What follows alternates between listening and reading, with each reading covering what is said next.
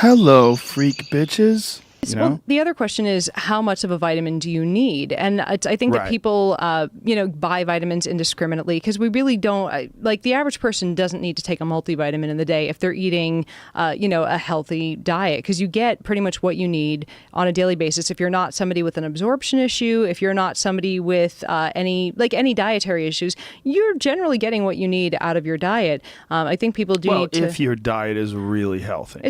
But most people do not have a really healthy diet. Most people are getting about what they need out of their diet. Like Most people? seriously, In America? it's. I mean, if you. We have some of the poorest diets ever. People are just eating processed bullshit. Well, no, it's even if you go to the doctor and get average person. I'm guessing you eat fairly healthy. Yeah.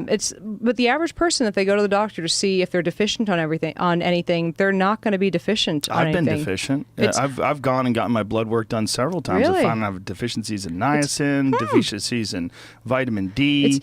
I've been before, but that was right when I was diagnosed with celiac disease. So I was I was deficient on a few things, but So that's an issue with wheat, and you have an issue absorbing food. Yeah, right? so I mean now that I was at the skinniest point in my life, and then I stopped eating wheat and I gained weight. So because suddenly your Right. villi kind of they heal and you're able to absorb calories again. I have a friend who's got a son who they was trying to figure out why he was so small. Like Yeah. he couldn't eat, and he was never hungry, and he would eat and he would get sick. And they found everything he's is miserable and got wheat. He's got a wheat allergy. He's got a corn allergy. oh Jesus! Yeah. And everything was just making him miserable. Yeah, this And poor little kid. I mean, I got quote unquote lucky. I only got symptoms when I was an adult, and it was So you ate wheat all throughout your childhood years, no yeah, problem. no problem. And I mean, I was even overweight as a kid. So then, when I was an adult, suddenly horrible symptoms showed up. How does that work? What do they have an idea of what causes that? Celiac can show up, or the symptoms of it can like you always have the underlying physiology, or and just all of a sudden symptoms can just show up out So of the blue. it's like lying dormant, and then Yeah. all of a sudden it becomes active.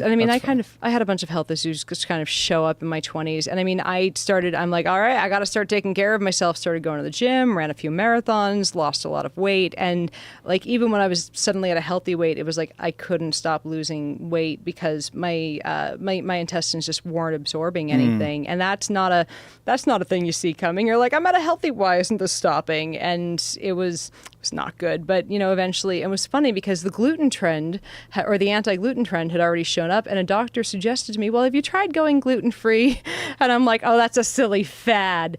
3 months later, diagnosed with celiac disease. I'm like, if I hadn't been so skeptical of everything. Yeah, I don't think gluten-free is a fad. I don't think gluten's the best thing for your body. I think that it's okay every now and then, but I think that essentially what you're getting when you're eating processed grains is you're getting something your body it's kind of alien. Your body doesn't exactly know what to do with it. Well, here's the thing, tests keep showing there doesn't seem to be a problem with gluten if you don't have celiac disease. And But what does that mean by a problem? Is it like for optimizing your health? Is it something that you should have in your diet all the time, or is it something that, it really does convert to sugar?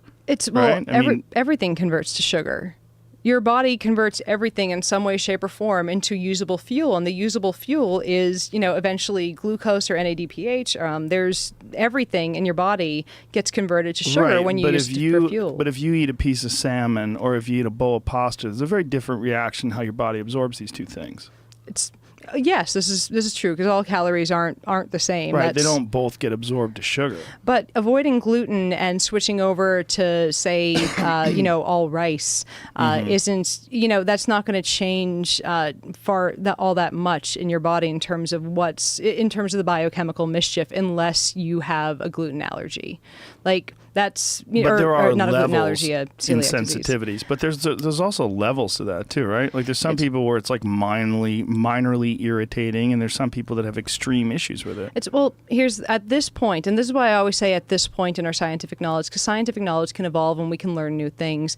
At one point, the thing that started off the whole gluten trend was a kind of poorly designed study where they had a small sample size of people, and they designed it just to test, gluten gluten versus a diet without gluten, and they came to the conclusion that about 20% of people, just based on this very small study, had a bad reaction to gluten. Now, that's pretty high. And these people came in saying they had stomach problems. Now, these people, they looked at it and said, there's no.